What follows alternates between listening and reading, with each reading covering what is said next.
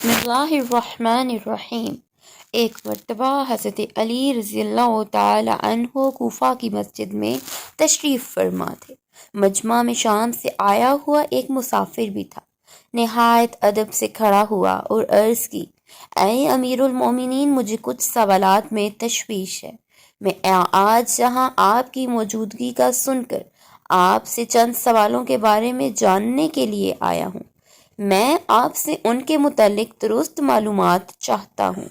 آپ رضی اللہ تعالیٰ عنہ نے جواب دیا، اگر تم سوالات پوچھنا چاہتے ہو تو پوچھو، اگر ضد بازی یا بحث کا ارادہ رکھتے ہو تو محفل کے آداب کو دیکھو اور خاموشی سے بیٹھ جاؤ۔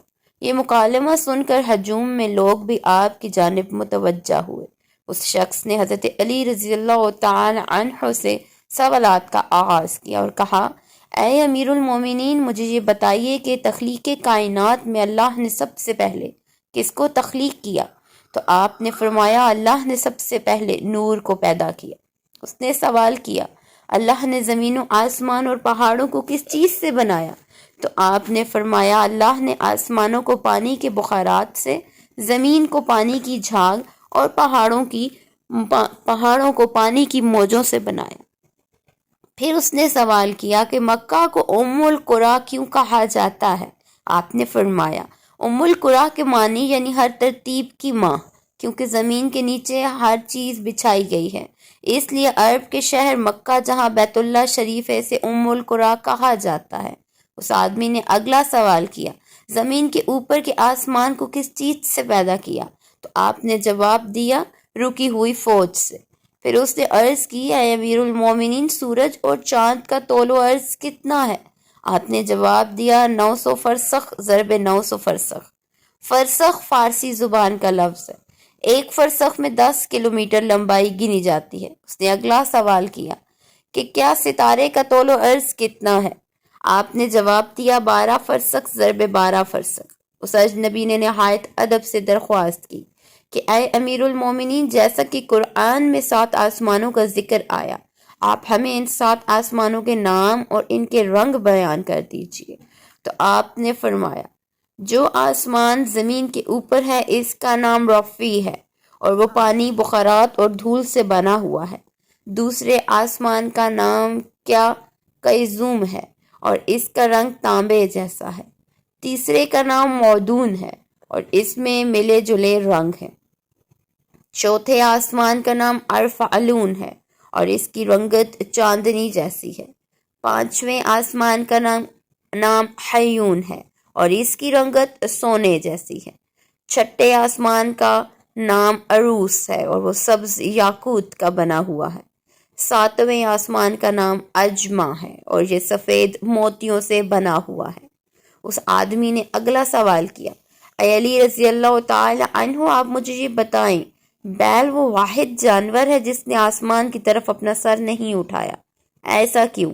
آپ رضی اللہ تعالیٰ عنہ نے جواب دیا، جب سے قوم بنی اسرائیل نے گوسالہ کی پوجا کی تھی تبھی سے بیل شرم کے مارے آسمان کی طرف سر نہیں اٹھاتا۔ گوسالہ ایک سنہری رنگ کا پتھر یا بچھڑیا تھا جسے موسیٰ علیہ السلام کے دور میں سامری جادوگر نے اپنی جادوئی مہارت سے بولنے اور حرکت کرنے کی طاقت دی، اور موسیٰ علیہ السلام کی غیر موجودگی میں بنی اسرائیل سے اس بچھڑے کی پوجا کروائی جاتی تھی۔ مجمع میں موجود تمام لوگ حضرت علی رضی اللہ تعالی عنہ کی حاضر جوابی اور علمی قابلیت سے متاثر ہو رہے تھے۔ شام سے آئے ہوئے مسافر نے اگلا سوال پوچھا، اے امیر المومنین، وہ کون سے نبی تھے جنہوں نے ایک ہی وقت میں 2 بہنوں سے شادی کی تھی؟ آپ رضی اللہ تعالیٰ عنہ فرمانے لگے، وہ یعقوب بن اسحاق علیہ السلام تھے۔ انہوں نے ایک دن ہی میں ایک ہی وقت میں 2 سگی بہنوں لیا اور راحیل سے نکاح کیا تھا، لیکن اس کے بعد اللہ نے بیک وقت دونوں بہنوں سے نکاح کو اسلام میں حرام قرار دے دی۔ اس آدمی نے اگلا سوال پوچھا، مد جزر کیا ہے؟ آپ نے جواب دیا، اللہ نے سمندروں پر ایک فرشتہ مقرر کر رکھا ہے، جب وہ سمندر کے پانی میں اپنا پاؤں رکھتا ہے تو مد پیدا ہوتا ہے، اور جب نکلتا ہے تو جزر۔ مد و جزر سمندر کے پانی کو خود بخود بلند ہونے اور کم ہونے کے عمل کو کہتے ہیں۔ اس آدمی نے اگلا سوال کیا، بتائیں کہ جنات کا باپ کون ہے؟ اللہ نے جنات کی طرف کے نبی کو مبعوث کیا تھا۔ حضرت علی نے فرمایا، جنات کے جد اعلیٰ کا نام شمان ہے، اور اسے اللہ نے آگ کے شعلے سے پیدا کیا، اور اللہ نے جنات کی طرف ایک نبی کو مبعوث فرمایا جس کا اسم گرامی یوسف تھا، جنہوں نے جنات کو اللہ پاک کی عبادت کی دعوت دی، لیکن انہوں نے اس نبی کو قتل کر دیا۔ اس شخص نے دوبارہ دریافت کیا ابلیس کا آسمانوں میں کیا نام تھا؟ حضرت علی رضی اللہ تعالی عنہ نے جواب دیا۔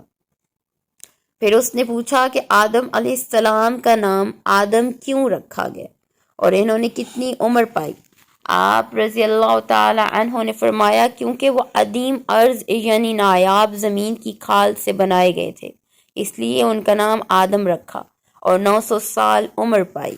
اس نے سوال کیا میراث میں مرد کے 2 جبکہ عورت کا 1 حصہ رکھا گیا ہے، جبکہ اسلام تو مساوات کا حکم دیتا ہے۔ آپ رضی اللہ تعالی عنہ فرمانے لگے جنت میں حضرت حوا علیہ السلام نے جو خوشہ اٹھایا تھا اس پر گندم کے 3 دانے تھے، انہوں نے خود 1 رکھا جبکہ آدم علیہ السلام کو 2 دیے۔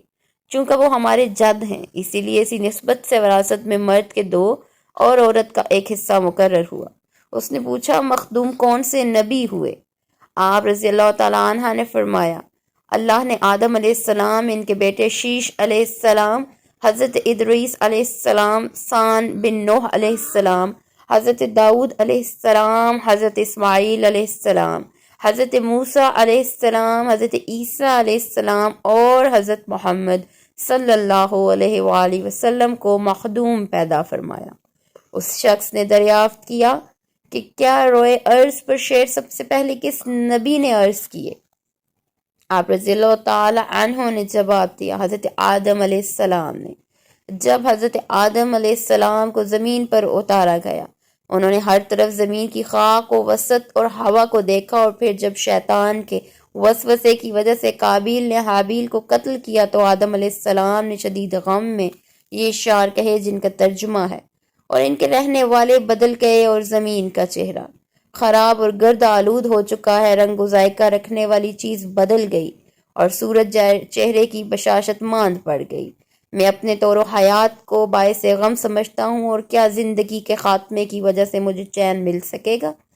میں آنسو آخر کیوں نہ بہوں؟ حابیل قبر میں دفن ہو چکا، قابیل نے اپنے بھائی کو قتل کر دیا، ہائے غم و حسد، سانولا سلونا بیٹا گم ہو گیا۔ یہ بات سن کر سبھی حاضرین خاموش ہو گئے۔ پھر وہ شام کا شخص پھر بولا امیر المومنین حضرت آدم علیہ السلام جنت سے نکالے جانے کے غم میں کتنا عرصہ روئے؟ آپ رضی اللہ تعالی عنہ نے فرمایا آپ 100 سال تک روتے رہے۔ شامی شخص نے پھر سوال کیا کفر کی ابتدا کس نے کی اور پہلا کفر کس نے کیا؟ آپ رضی اللہ تعالی عنہ نے جواب دیا کفر کی ابتدا ابلیس سے ہوئی اور وہی کائنات کا پہلا کافر ہے۔ اور پھر اس شخص نے آخری سوال کیا حضرت نوح علیہ السلام کا اصل نام کیا تھا اور ان کی کشتی کا طول و عرض کتنا تھا؟ آپ رضی اللہ تعالی عنہ نے جواب دیا نوح علیہ السلام کا اصل نام سکن تھا۔ انہیں نوح علیہ السلام کہنے کا سبب یہ تھا کہ انہوں نے 950 برس تک قوم پر نوحہ کیا اور ان کی کشتی کا طول 800 ہاتھ اور عرض 500 ہاتھ اور سطح زمین سے اس کی بلندی 80 ہاتھ